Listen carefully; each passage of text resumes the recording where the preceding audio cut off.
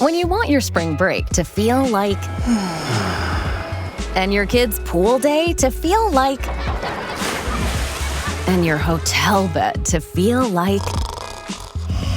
ooh, and room service to feel like...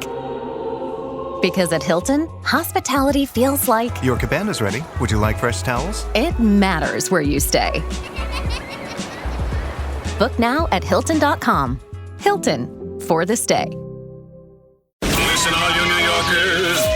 Excuse me, taxi. Okay, man, we're looking around. This is the 77 WABC minicast. Let me get to my man Gordon Chang, Gordon G. Chang on X or Twitter, whatever you call it these days. I'm actually back on it. I was suspended for about 3 months, but thank you to the Department of Justice and the anti-Semitism envoy Yehuda Kaplan. I'm back on, making noise. Gordon, good morning. How are you? I'm fine, Sid. Thank you so much. It's good to have you. I know you've been very busy these days. Very, very busy. I want to start today with Russia. Not China, not Iran. I'll tell you why.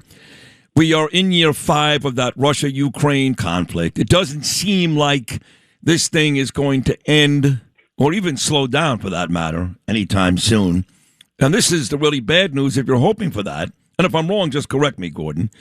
But if I'm right, it seems like the country that is gaining from the conflict between us and Iran is Russia. They're selling oil again. They're selling oil again, and according to some sources, making billions and billions of dollars. Can you confirm or deny that? That's certainly true. And we have a big issue. And it starts at the Strait of Hormuz, which is not closed, because we know that the Iranians are able to sell oil through the strait. Their ships are transiting. Russian dark ships are sailing the seas. And what we need to do is continue seizing those ships. We do that, we can end the flow of money to Russia, we can end the flow of money to Iran, and eventually no money for these regimes means no wars. But so far, the Trump administration is letting the Iranian ships through the Strait of Hormuz, and we're not seizing all of those Russian dark ships anywhere we can find them. I saw one column where Vladimir Putin was like beating his chest. He felt like the man again because, look, if you're really paying attention to this war, they're going to win the war, Russia, because of attrition. The bottom line is they got a lot more people, a lot more, weaponry, and they're just bigger and stronger. So just attrition, they're going to win, but they're getting their asses kicked. You got to really congratulate the Ukrainian people and army for putting up a heck of a fight. So he's kind of embarrassed himself, really, Putin, over the last couple of years. But, again, with this latest change in oil because of the America-Iran conflict, I'm reading that Putin's walking around town basically beating his chest. Can you see that? Oh, that's certainly true, because once you have oil above $100 a barrel, it means that Russia is really thick in money. So there's a very direct relation. On the battlefield in Ukraine right now, the Ukrainians have the initiative, which is good news. But as you point out, this is a war of attrition, and the question is which country holds out longer? And with more money coming into Russia, that's certainly a big advantage in their favor, which means that it is now really up to the United States and its partners, because we need our partners, but we need to stop these ships transiting the oceans. Yeah, I saw Zelensky yesterday, too. A couple of days ago, he was hanging out with the actor Sean Penn. Penn loves him. And Zelensky was talking about all this money the Russians are making from oil, and just a matter of time now before he goes to President Trump or something. He's going to be like, Mr. President, the Russians, they're making money again. We're doing all we can to hold them off. What can you do for us, right? I mean, you got to expect that sooner than later Zelensky is going to make some type of plea, no? Well, certainly. I mean, he's continually made pleas because he needs the resources of the West and, of course, the United States. Once he gets President Trump on his side, which he more or less does have, and I think the issue here is that we're now starting to see the world in very different terms. It's not just an isolated war in Ukraine. It's not just an isolated war in Iran.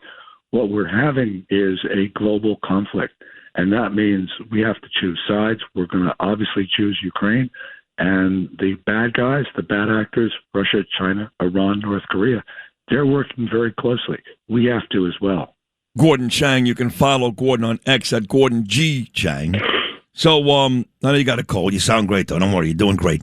I do want to move to China because while we spent the first 4 minutes here, Gordon, talking about how the America-Iran conflict has helped Russia, on the opposite side of things, it certainly hasn't helped China. In fact, as much as it's helped Russia, that's how much it's hurt China. Is that fair to say? Well, China's still getting its oil through the Strait of Hormuz because the Iranians have opened it up to vessels going to China, and the United States needs to shut it down. I mean, if the Iranians won't let our ships through the Strait, we shouldn't be letting Iran's ships through the Strait. And if we want China to help us with Iran, we need to put some costs on them to give them some incentive to do that, which means not letting them have the oil through the Strait. But on a broader issue, Sid, the important thing is that China has never been more trade dependent in its history. Right. With this war in Iran, it is now at a point where people aren't going to be aren't going to be buying as much from China. And that is critical because China right now absolutely has to sell more to other countries. No, they're hurting. There's no question. And President Trump was on his way to go see Xi from March 31st to April 2nd. He's now postponed that trip and hasn't really given a date. I guess he said something like, 5 or 6 weeks. He's got other stuff to worry about right now. So postponing this trip to China, everybody agrees Trump had no choice. Right now he's concentrating on this war in Iran and the economic war at home. But what do you think about this China postponement? And do you think that it will happen in 5 or 6 weeks? Probably not in 5 or 6 weeks, maybe a little bit later. But the thing is that China is an enemy combatant. It is giving Iran military intelligence. It's giving them weapons. You know, those supersonic cruise missiles that Iran fired at the Abraham Lincoln, our aircraft carrier, those were Chinese. So President Trump shouldn't go to the capital of an enemy combatant during the middle of a war. It's as simple as that. And I know when a couple more will let you run here, Gordon, when I had you on a couple of weeks ago, I asked you flat out, what do you think about this effort? Because it looks like now most Americans are pro the Iran war. I think it's at 42-40. It was underwater when President Trump first started on that Saturday morning.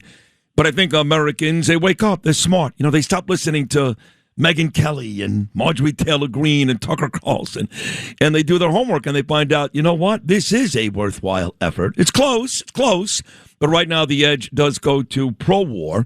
You were at least 2 weeks ago. You still feel that way, yes?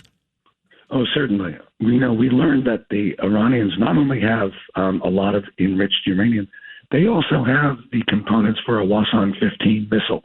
That has a range of 12,000 kilometers. And fired from Iranian territory, it can hit every part of the American homeland. So this was imminent. This was important. President Trump did something that his predecessors wouldn't do. President Trump did not let this issue just fester and get worse. So bravo to him. Whatever one thinks of the conduct of the war and anything else, bravo to him for actually taking this on. One of his guys actually stepped away yesterday, and at least the people that I talked to, my circles, they don't care.